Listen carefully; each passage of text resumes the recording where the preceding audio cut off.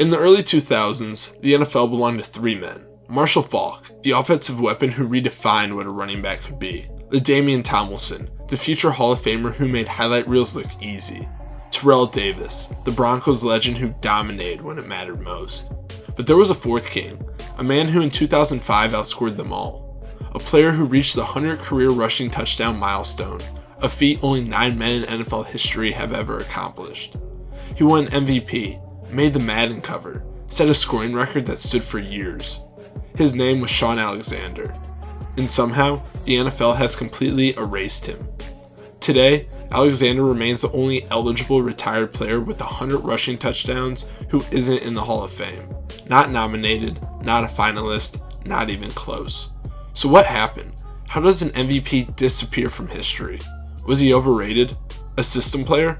Or is this the greatest Hall of Fame snub in modern NFL history? Today, we're solving the mystery of the most disrespected running back in football. Before Shaun Alexander became the NFL's forgotten MVP, he was supposed to be the next big thing. Coming out of Boone County High School in Kentucky, Alexander wasn't just good. He was the number one player in the country, the 5-star recruit every program wanted. He chose the University of Alabama, and at Alabama, he proved it wasn't hype. 3 years, over 3,500 rushing yards, 41 touchdowns. He finished his college career as the Crimson Tide's all-time leading rusher, a record that stood for over a decade. But when the 2000 NFL draft came around, something strange happened. Alexander fell. 18 teams passed on him. Scouts called him too slow. They said he lacked the explosiveness of a first-round back. They questioned his fit in the modern NFL. The Seattle Seahawks took him 19th overall, not as a franchise cornerstone, but as depth behind Ricky Watters. Those 18 teams would regret it, because what scouts called slow, offensive coordinators would call surgical. By 2005, Shaun Alexander wasn't just a starting running back. He was a force of nature, but the warning signs had been there for years. Back in 2002, Week 2 against the Minnesota Vikings, Alexander did something that put the entire league on notice. First half, 5 touchdowns. Not the whole game, one half. That was the moment Seattle realized what they had. But 2005, that's when the rest of the world found out. The numbers from that season sound fictional. 1,880 rushing yards, 27 rushing touchdowns, 28 total scores. He averaged over 100 yards per game and found the end zone more than once every 60 minutes of game time. By the time the season ended, Alexander had done something only one other player in history had accomplished. He broke Priest Holmes' single-season touchdown record with 28 scores. And then the ultimate validation.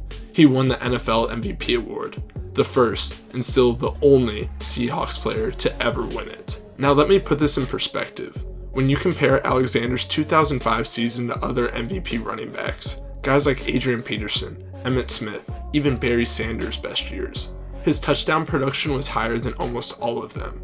He didn't just have a great season, he had one of the most dominant offensive seasons in modern NFL history. So if he was that good, why isn't he in Canton? Here's where it gets controversial.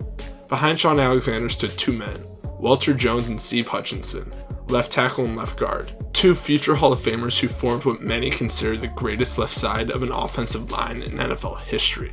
And that's where the debate begins. Did Shaun Alexander make the line, or did the line make Shaun Alexander?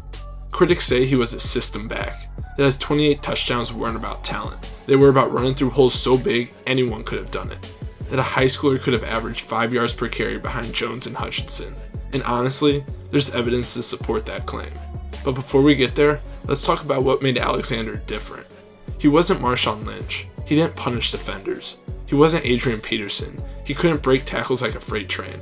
Shaun Alexander was a glider. His vision was surgical. He'd find the crease, hit it at full speed, and be gone before linebackers could react. He had a 4.58 40 time, technically slow, but his acceleration through holes was elite. And here's what people forget. He didn't fumble. Over 2,000 career rushing attempts, he fumbled just 21 times. That's elite ball security. But here's a stat that destroys his legacy. In 2006, Steve Hutchinson left Seattle. The Vikings offered him a contract with a poison pill clause that made it financially impossible for Seattle to match. Hutchinson was gone, and Shaun Alexander collapsed. In his 2005 season, he had 1,880 yards, 28 touchdowns. Yet 1 year later in 2006, he recorded just 896 yards and 7 touchdowns. His production was literally cut in half. Now, was that because of Hutchinson leaving, or was it something else? I'll let you decide. Drop your take in the comments, because this debate has raged for almost 20 years, and I want to know where you stand. Was Shaun Alexander a product of the greatest O-line in history, or was he the finisher of the greatest system in history? But wait, there's one more piece to this story. August 2006, Shaun Alexander is on top of the world. Fresh MVP record-breaking season, and now he's on the cover Madden NFL 07. If you know anything about football, you know what's coming next. Week 3 of the 2006 season, Alexander breaks his foot. The Madden Curse had claimed another victim. But here's what people don't talk about. By 2006, Shaun Alexander's body was already breaking down. Look at his workload. From 2003 to 2005, he had over 1,500 touches. That's carries, receptions, everything. For a running back whose game relied on speed and timing, that kind of volume is a death sentence. And after that foot injury, he was never the same. 2007, 716 yards, 4 touchdowns. In 2008, he signed with Washington, played 1 year, retired. The fall from grace was brutal. 1 year he's the MVP, 3 years later he's out of the league at age 31. No farewell tour, no final season in Seattle, just gone. And that's where the story gets even stranger. Shaun Alexander has been eligible for the Hall of Fame since 2014. In that time, he hasn't been a finalist, not once. Let me repeat that. An MVP running back, 100 career rushing touchdowns, one of only 9 players in history, 5th all-time in rushing touchdowns, a single season touchdown record, and he hasn't even been nominated.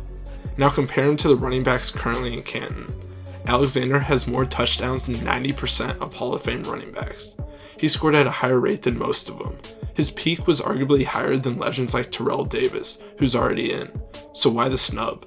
The truth is uncomfortable. Voters see him as a system back who got lucky with an elite offensive line, a player who had 3 elite years and then vanished. And maybe that's fair. Maybe the Hall of Fame should be about sustained greatness, not peak performance. But here's my take. Shaun Alexander wasn't just a system back. He was the perfect finisher for the greatest rushing system in football history. He had exactly what he was designed to do, and he did it better than almost anyone else in the history of the game. He scored over and over and over again. And if the Hall of Fame is supposed to honor the best players in NFL history, then the man with 100 rushing touchdowns deserves more than to be forgotten. So what do you think? Was Shaun Alexander a Hall of Famer, or was he just a product of Walter Jones and Steve Hutchinson? Drop your takes in the comments below. And if you enjoyed this breakdown of one of the NFL's most controversial players, hit that subscribe button. We're covering the stories the league wants you to forget. If you're feeling nostalgic, check out our latest video about Broncos legend Terrell Davis. This is the Gameday Giants. I'll see you in the next one.